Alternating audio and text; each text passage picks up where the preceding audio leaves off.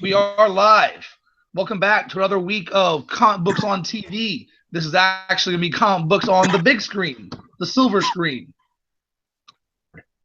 At our introductory show for this year about a week and a half ago, discussed the first half of the TV seasons. And now for winter break, we're going to give you our review of this year's movies, this year's movies in nerddom. So while primarily it'll focus on the comic movies from DC, Marvel, we'll obviously also include Star Wars and a few other nerd pop culture nuggets. So dig in. Welcome back. The music. Yeah. I was trying to think. John Williams kind of soured himself in my eyes when you said cue the music, because he revealed this week that he had never actually seen a Star Wars movie, which yeah, I read that too. That ruins a little bit of the magic of just the magic, if you will. But anyway, okay, so you have a quote-unquote list of what came out. So in my head, it starts with Batman v Superman, but I know there had to have been one or two things before that. Okay, so what I'm gonna sorry about that. I'm back. What I'm gonna do is I'll just read off the list, and we can determine if we care to discuss it, and if not, we'll move on. And if you think of something that's not on this list, then you tell me. Back up briefly.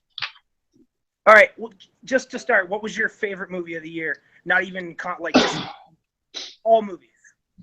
Favorite movie, all movies? Yeah. I wasn't ready for that one.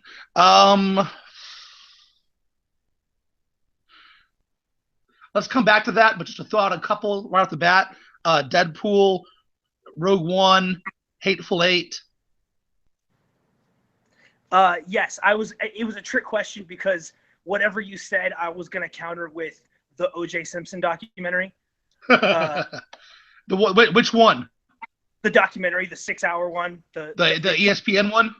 Yes, which was clearly the best thing I've seen clearly that was the best movie I saw this year. But that was very good. It was just a trick question to throw that out there. But anyway, so starting with Deadpool, I guess would have been the first. All right, so nerd movie. Well, this thing I'm looking at says that the Hateful Eight was originally scheduled for January 8th, 2016. Did it come out then, or did it come out the year before? Do you know? It was we saw it on that road show.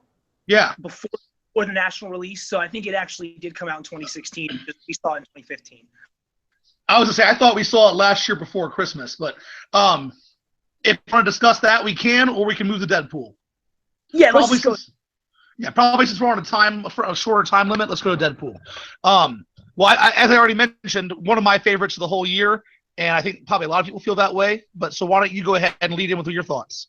Deadpool was my favorite of the comic movies this year. It's even including Rogue One, I think, because well, actually, it'd be a tough call for Rogue One, but Deadpool was fucking awesome. And more important, I mean, the slow build to this, where we Ryan Reynolds started off as a comedian, and then like he got forced into, because he happened to have abs, into like every like white square face role on the planet. And I always rode for Team Ryan Reynolds, and I always thought, man, if he could just play Deadpool, it would just be so perfect. Like, just put Van Wilder in a Deadpool costume, and it's just perfect. And it took about 15 years to get there, but Deadpool was my favorite, not only because it was because of that, but just I always was on my Ryan Reynolds. I had my condo on Ryan Reynolds Island. I never sold it even after Green Lantern. Well, we'll get to Rogue One. Or Ripped. I never sold it after Ripped, which I even came closer to selling my Ryan Reynolds Island condo after Ripped than I did Green Lantern. But even then I held on, and I knew that this was something that was in there. And fuck the director being a dick afterwards. This was just like a magical combination of an under-budgeted, just over-budget hit. So we'll get into Rogue One later, but I could see a lot. I really liked them both a lot, and Deadpool was definitely the more polished product. Rogue One, it lacked some of the polish. I think it might have been better than Force Awakens in a lot of ways. It lacks some of that J.J. Abrams polish. And what's his name? Tim Miller, I think, directed Deadpool. Yes. And he did his finished product was awesome. My only issue with Deadpool was I thought that Colossus was fucking retarded, and it worked in the movie. The movie was funny and it made sense, but like if we're pretending this is in the X-Men universe, then so now we're saying that from now on Colossus is a fucking joke, and Well, so I didn't love that aspect. But that being said, while watching it, it didn't bother me at all, and I thought he was hilarious and very well done. I totally agree that it does kind of ruin Colossus, but in their defense, if you're gonna do like, there's only one like truly special Colossus X-Men story, and if you're never gonna do the legacy virus in the movies, like it's just never gonna come up, never gonna be mentioned, it's just like never gonna be a thing, then you can just use Colossus like this because his value comes from his sister and that whole story. But if you're never gonna go into that, like if it's just never gonna ever be brought up, then sure, use Colossus this way because you're never gonna use him the other way. Next year, well, not next year, but they're slowly moving towards a New Mutants movie, and Magic or Crystal Magic was one of the I think original New Mutants, definitely one of the soon added ones, if not original, and that's Ilyana, his sister. And although she then got like retrograded to younger before the Legacy story, which was definitely his best story, he also was pretty important in the Magneto storyline after Professor X wiped Magneto's mind. Aftermath of the stuff with his sister, and he wanted to get away from everything, and he ended up being like Magneto's caretaker and being there as Avalon fell. And earlier, but see, just real quick, you're getting into mid like 2001 to 2005 X-Men, which is secretly my fate. Like that was when there was way too many X titles. There was Chris Cassidy or Chris Claremont and Joss Whedon's X. There was lots of those, and there was one you were talking about. But secretly, if they're never going to do any of that, my favorite one was the new X-Men, Grant Morrison's, just batshit insane, where he created that drug, and there was like a lizard kid running around, and Legacy Virus, like all these kids. He took the 80s, drug use leading to AIDS because of needles and stuff, and transferred it to like that whole 5 years of X-Men. I think has just been completely erased and forgotten. But it could have been, because I mean they've already. I mean Marvel. It seems from everything I've read recently, which is very little, disrespected a lot of the X-Men stuff. Yeah, and people are theorizing the same reason as FF and Spider-Man. It's because of the movies. That why advertise for Fox when they can spend all their money advertising for themselves. It's totally true. They've been planning for this for a long time. I mean, they planned on it. I mean, they erased basically the entire 10 years of X-Men we just talked about with one comic. I mean, with when Scarlet Witch was like, okay, no more mutants, like that basically erased that entire like 7-10 years of plot lines. And that was like 10 years ago now. It seems like Marvel has been planning the slow removal of the X-Men from their universe for a while. But okay, so that. But being that Fox does own the movies, there's no need for them to care about that shit. And obviously, Fox is going with Quicksilver being Magneto's son in the original story, which is awesome. And I hope that they somehow are able to use that even with the new reboot that they're sure to do after Apocalypse, which we'll get into later.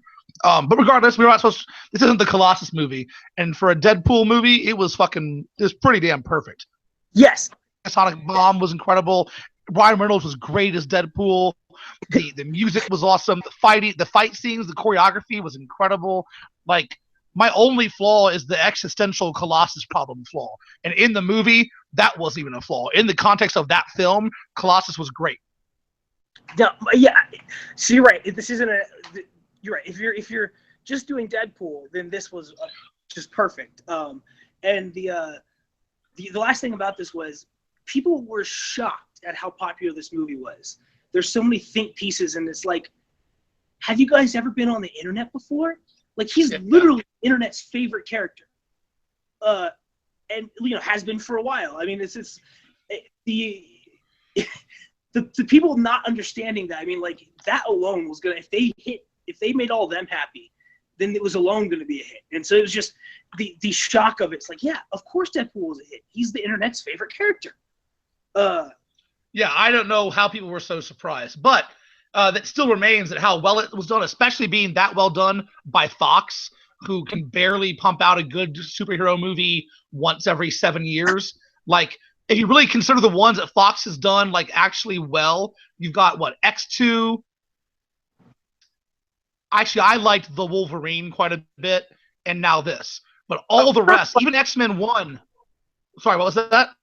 I would actually go First Class over Days of Futures Past, but I wasn't ranking. I was just saying those are the ones I really like. X-Men 3 obviously terrible. Wolverine Origins obviously terrible. X-Men 1, I don't want to say terrible, but it came out, it was groundbreaking and it was cool to have it. But even when it came out, I had a lot of problems with how pussyfooting they were with everything, how kind of slow and stilted the story was at times. It's surprising for how good a director can be on a lot of other things in film. X-Men 2 and Days of Future Past are his only real solid superhero outings. Depending on how you feel about Superman Returns. I was just gonna say, in light of what we're gonna talk about in a few minutes, I would argue Superman Returns is a fine superhero movie. It definitely seems a lot better when compared to recent events. You're right. So after Deadpool, what? Batman v Superman? After Deadpool, I mean, I'm going to skim down, but I'm pretty sure don't care about Divergent. Yeah, Batman v Superman came out 1 month later. Yeah. Okay. So, fuck this movie. I don't feel quite that strongly, but my favorite. I don't know. I have a lot of problems with this movie. There are lots of things in it that I liked some, but there was more things that bothered me, and some of the stuff was damn near unforgivable. Like I can watch it and disassociate myself with how that take on Batman can be. And even then, the movie had plenty of issues. I still enjoyed it the first time I saw it, and I still am okay with it. But it should stand that as a huge Batman fan my entire life, wearing the hat and a tattoo right now, I've only watched it once since the Blu-ray came out, and arguably better.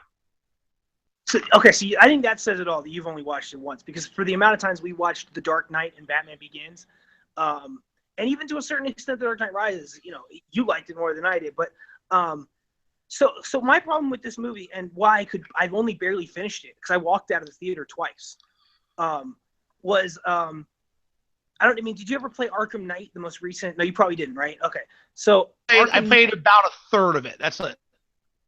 So okay, well, that's enough then. So Arkham Knight, the last of the great Batman video games, introduced the Batmobile. And you're constantly running through Gotham and like running over people and stuff. And at one line in the game says that it's an electronic discharge that anytime like a living being comes within it, it like bounces them backwards. And so You could just, one line in a video game just would have fixed the entire movie for me. I mean, for me, I can't disassociate from the fact that Batman kills people, because what the fuck? I mean, that's really just like, really? And I've actually grown to like Henry Cavill a little bit as Superman. I think he was put to shame a little bit by the Superman they had on Supergirl, but I like him a little bit. And Gal Gadot was clearly the best part of the movie, and was by arguably far the best part of any of these movies if you just single out her. But so what does that say about when the best thing about it was basically a trailer for the next one? See, I thought that Batman, in the majority of his scenes, in any scene where he wasn't in the Batmobile, I thought Ben Affleck's Batman was pretty fucking spectacular. I mean, the fighting scene was incredible. Some of the early stuff when he's creeping around the buildings and avoiding the cops was sick. Just his, the way he's just fucking tearing shit down. Even when he's in the first car chase was pretty badass. And I liked his take on Bruce Wayne for most of it. I think that my problem him for Zack Snyder directing him to kill people. And this is what I want to talk about with you is that I mentioned this to you in a text recently, and we saved this conversation. But that what really is that we talked about, I think, on my radio show months ago, was that Zack Snyder comes from this generation that just slurps the cock of Dark Knight Returns. And although it's very understandable, it's a seminal comic, a great comic that brought Batman, to a darkness level he hadn't been in, and brought it to the mainstream in a way that they'd never seen, and brought respectability to DC Marvel superhero comics that even Watchmen hadn't done, because Watchmen wasn't a real superhero comic in a traditional sense that it used any superheroes anyone ever knew. So, I mean, for all of those great aspects, Batman is this sadistic, pseudo-fascist, riding the fine edge of a killing knife ever.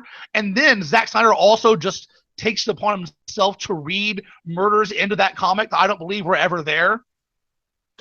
Out this product, like he refers to that scene with the gun where in the movie he has Batman shoot the guy that's going to be KGB's gas tank, and then he tries to fire it and blows him up. And his defense is, well, that scene's taken right out of the comic book. In the comic book, the guy says, "I'll kill her." He says, "I believe you," and he shoots him in the head. If you read the comic, there's no him shooting him in the head. He says, "I believe you," and it says bang. And then he's out holding somebody over a roof. He shot the gun. Point where it in any way makes it beyond your own perception, perhaps, that he killed the dude.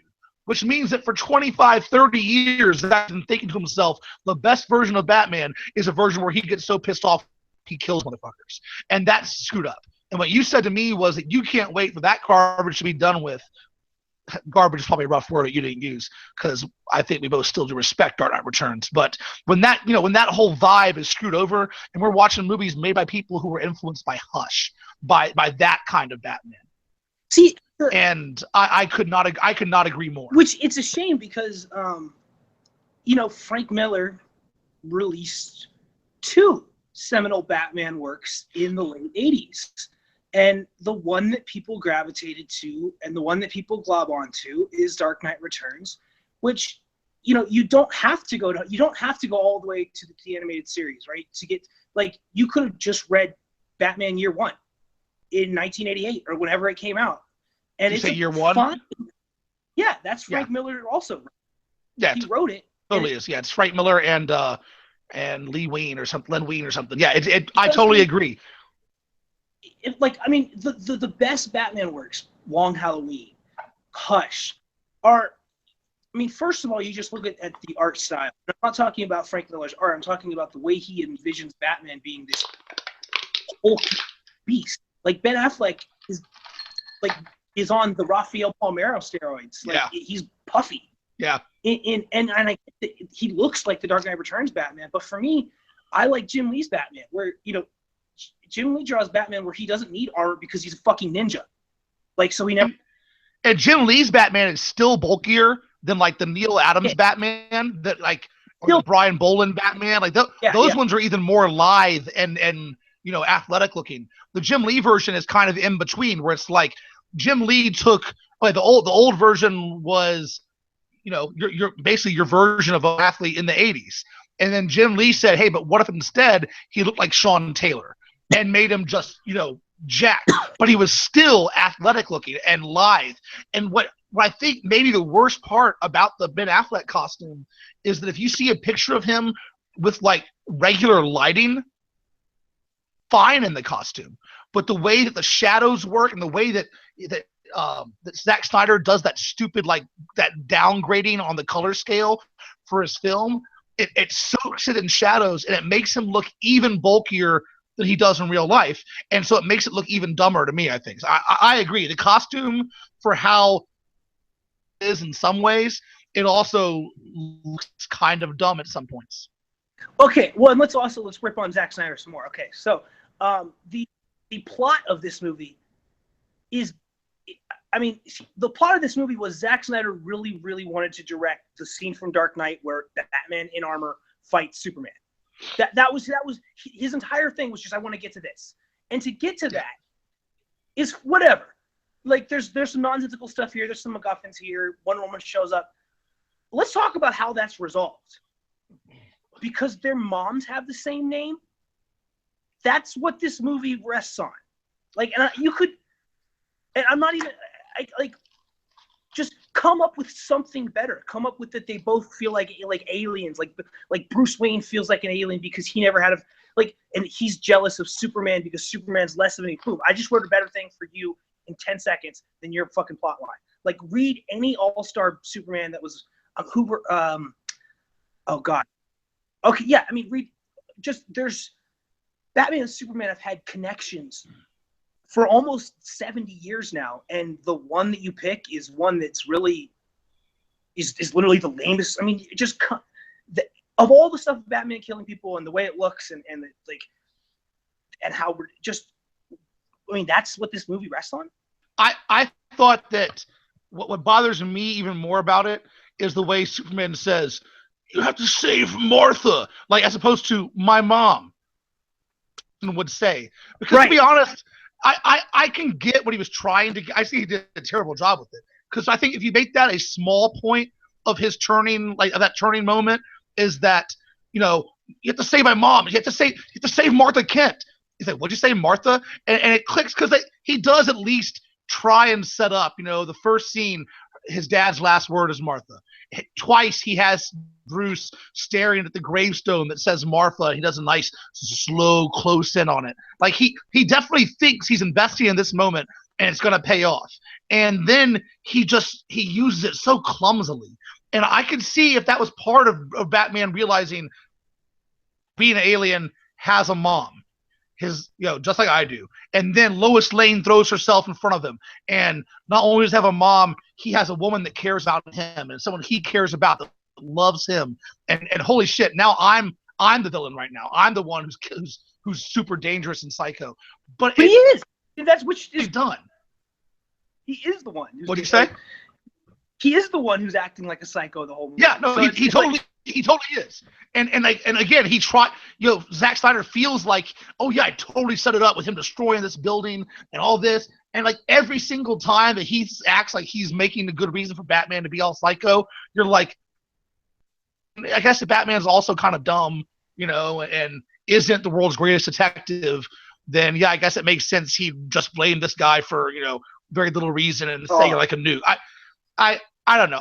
I tried to look and see, okay, well, so what's he trying to do and forgive little parts? But like I said, it was so clumsily done.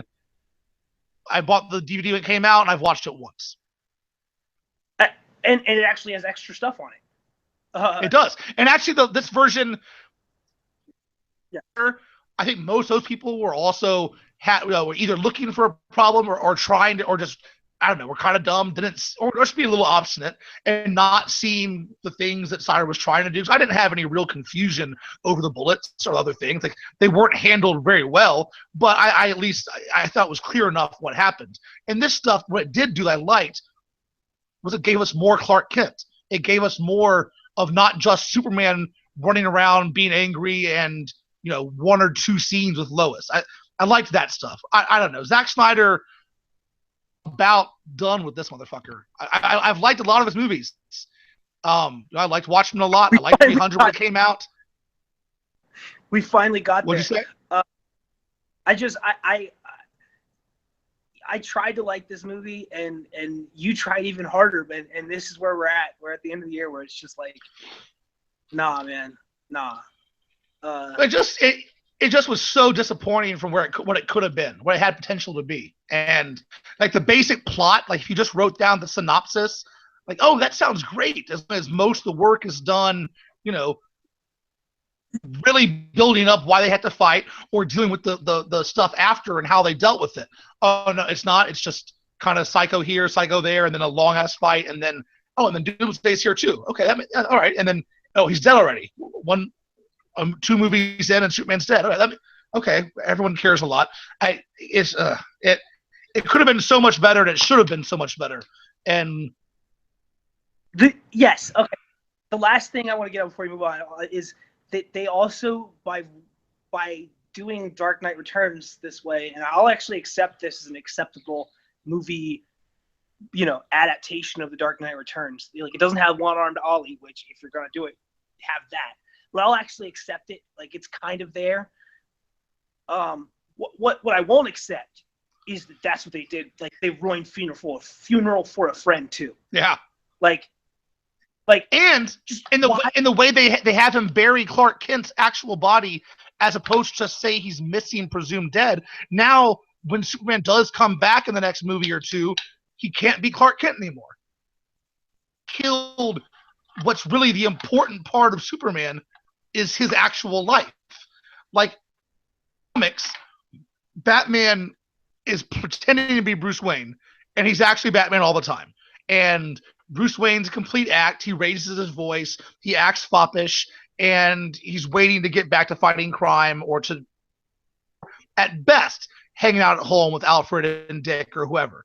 But Clark Kent, that's who Superman is. You know, he wants to save people, but he loves Lois Lane. He loves being out in public and working at the Daily Planet and writing the news. And he lives that life because that's who he is. He was raised by normal, well-adjusted people to be a normal, well-adjusted person.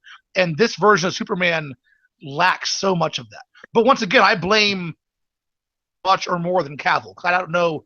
When you're being directed by what Snyder obviously wants, I'm not sure what Cavill was supposed to do, really.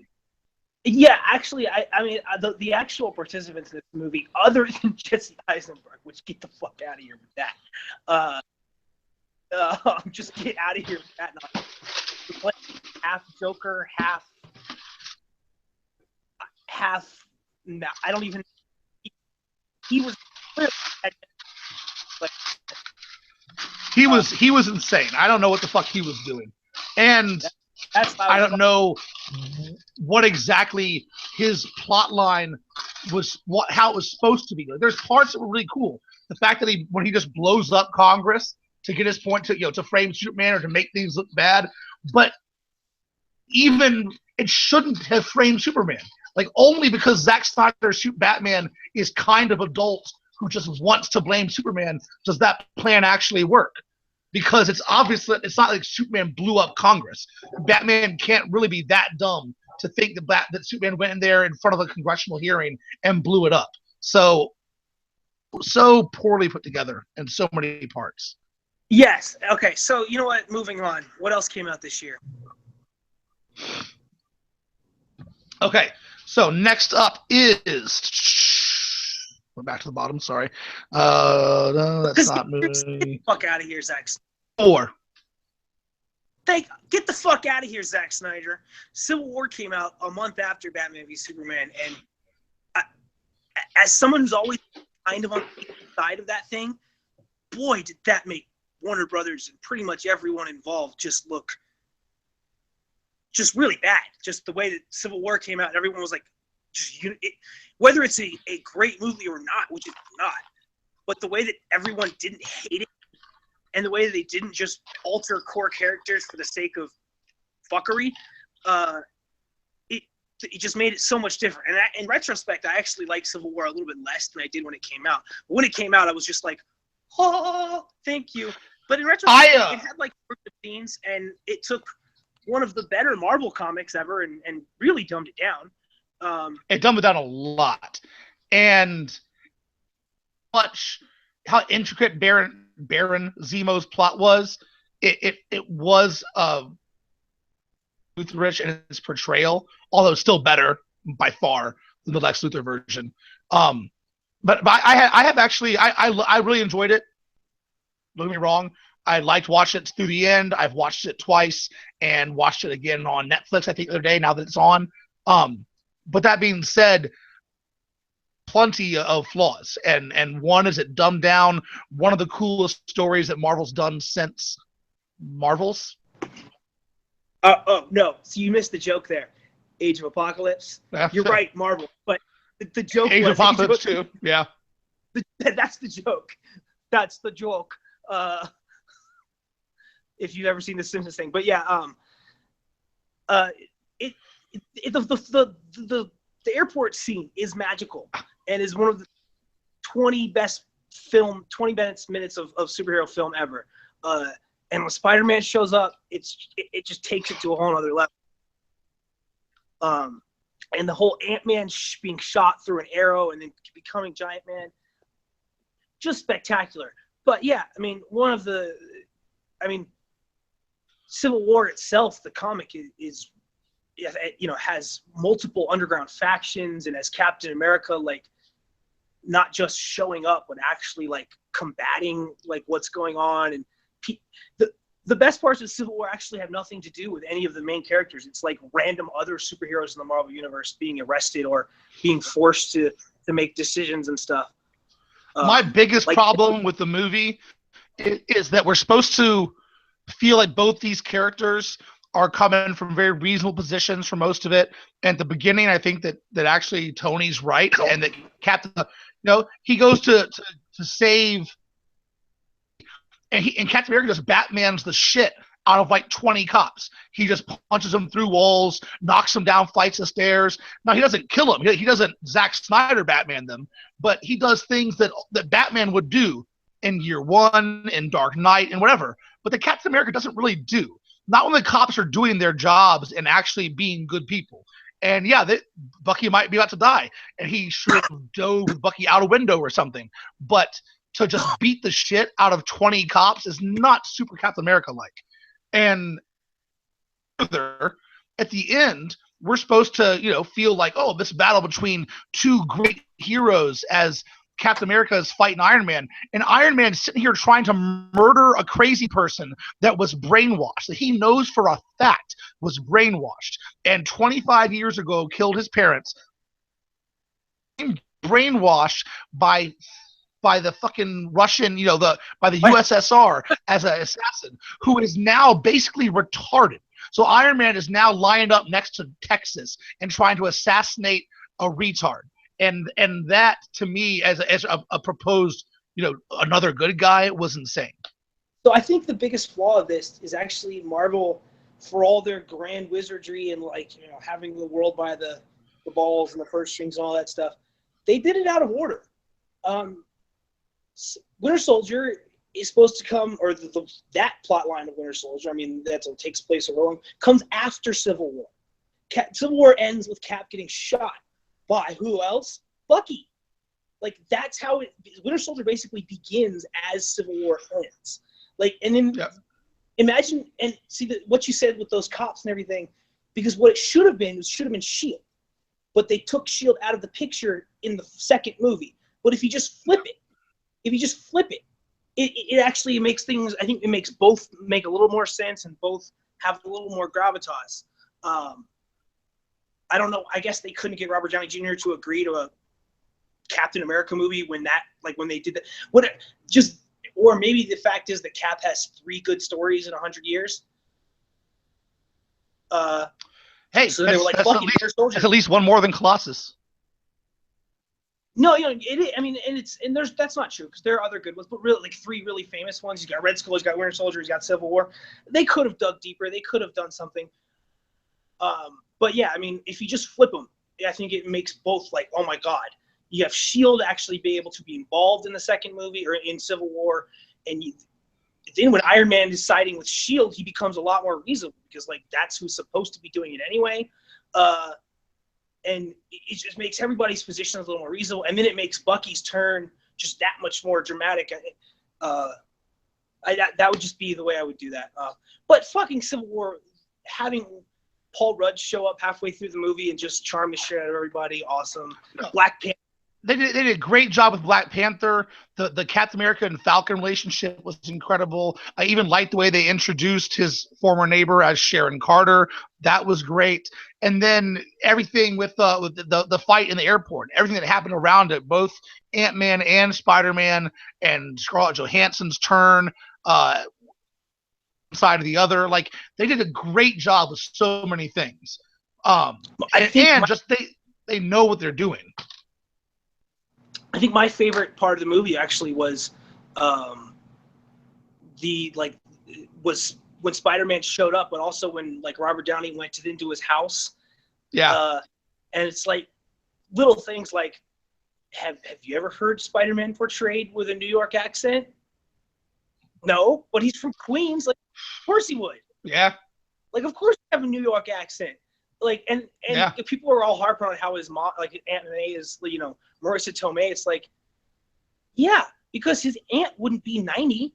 Like, how would that ever make sense biologically? Like, his aunt would be like his mom's sister. Yeah. Like, No, maybe 10 years older max. than his mom. Yeah. No, it's always been weird how old Aunt May was in the actual Amazing Spider-Man comics, and now 50 years later that she's still the same age and everything. Okay, maybe now makes sense how old she is a little bit, but yeah, there's no reason that the aunt of a 14-year-old kid needs to be older than like 50, and she could look older than Marissa Tomei maybe, but this is the first time that it's looked at all like it was someone who could be his mom's age as opposed to his grandmother's. Yeah, which it just that little things like that where they're like, oh, that makes so much sense. I've never imagined that in the Spider-Man, like him with having a New York, and I can't wait for that movie. But and this is just one more criticism of Zack Snyder. Like, people aren't really excited for the Spider-Man movie because they've seen it, and just I forgot to mention this. Like, did you really need to start Batman v Superman with his parents getting killed? Like, haven't we all seen that? You could have just used that time, put the Clark Kent scenes in that were in the deleted scenes, and you don't have to have deleted scene movie. Like, you could have, whatever. But yeah, Civil War was great, but also not as great, I think, as I originally thought it was, just because I didn't like Batman v Superman at all. So. No, Zack Snyder had to keep that opening scene in because he had to start laying those eggs for that great Martha moment at the end. No, you're right, but we all know what happens to his parents. We all just show him at the gravestones. Even showing him the gravestones being enough at this point. Like we've all well, seen but I mean, hey, to be fair, if you don't watch Gotham and if you didn't ever see Batman Begins, if you've never seen any of the first 4 Batman movies, then maybe you don't know. I mean, like, so you're 7, and yeah. if you're 7, you should be seeing a Zack. Yeah, if you're 7, you should not be seeing this fucking brutal ass movie.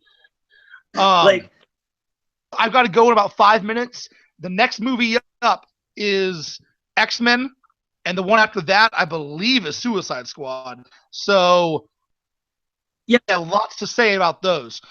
So, actually, that's Ghostbusters if you wanted to, and then Suicide Squad. So, yeah, no, let's just let's cut it off there then. Okay, we'll cut here, and then tomorrow, what's your schedule like? Nothing, man. Tomorrow around maybe 7 o'clock or 8 o'clock, you want to come back around 2? Yes, sir. Because tomorrow we'll have X-Men Apocalypse, we'll have Suicide Squad, Star Wars, Doctor Strange, and Fantastic Beasts. I feel like Fantastic Four came out this year and we just totally ignored it. Oh, shit. Maybe you're right. I think it did. Yeah, okay. Do you want to give Fantastic Four 5 minutes? Yeah, it just occurred to me. I feel like it came out this summer. Maybe right. Or at least early spring. I think it did come out this year. I think you're right. You can go first. Fantastic Four. Go. Yeah, I barely remember this movie. It did come out this year. The cast seemed great on paper, but the movie A made no sense, and B was so sexist it was just like offensive to me, even as a white male. It was like, I'm the last person who should be offended at how meaningless they treated the Sue Storm in that movie. But way to miss out on everything. I mean, those comics are about family. They're about the connection. And these people barely knew each other. Ben Grimm disappears for 3/4 of the movie, has never met any of the other people in the movie before. And something, Dr. Doom. No, it was the smallest, weakest ass like superhero movie I've seen in decades. Like, they had like 3 total sets.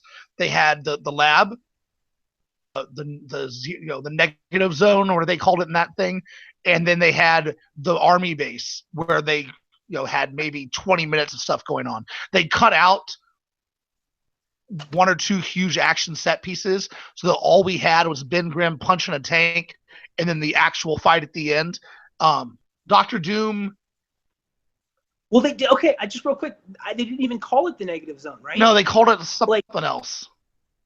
Yeah, they just call little things like they didn't even. Yeah, they didn't call it the actual thing of what it's called. Yeah, no, I didn't think it was as bad as I heard it was. that 3 or 4 days leading up to it, when the director just like vanished from all media because he got so dogged. See it. I didn't see it for like 3 weeks, and my expectations were down to zero when I did see it. So I was surprised it was over, and how, you know, I mean, I guess it was a movie. I don't know. It was so disappointing. How can they be so bad at FF movies? Once again, Fox cannot make a good superhero movie more than once every like 5 years. Yeah, and we got to wonder what went right for those Fox movies. Because I mean, the FFs are awful. It's just like they didn't even. I mean, they basically didn't try. This wasn't much more of a step up than the Roger Corman one. Like much money this. They spent so little money. It was literally an hour and a half long. It was the shortest superhero movie in a long time. And I will bitch about 2.5 hour movies now all the time. We don't need that long movie every single time. But an hour and a half, like, it's tough to tell a nice, good, thick, dense superhero movie where you have 5 major characters in an hour and a half. And like, you're right, it is tough. So we just won't do it. Tell a good, dense version. We'll just leave out, half the characters for half the movie, and give you this piece of shit. So weak. Well, anyway, yep. We liked a couple. That'll be it for today. What'd you say? But also, watch the TV shows. Yes. Like, this is what, like, all of the TV shows. Are free. They're consistently better, and you get 20 freaking hours a year of great stuff from like 8 different shows. So, enjoy that beauty, and hope Wonder Woman is as good as it looks. All right, guys. We'll talk to you tomorrow. Yep, we're back tomorrow. Ford, I'm just hit end and bounce out, but I'll talk tomorrow too. Happy holidays, everybody, and go comic books.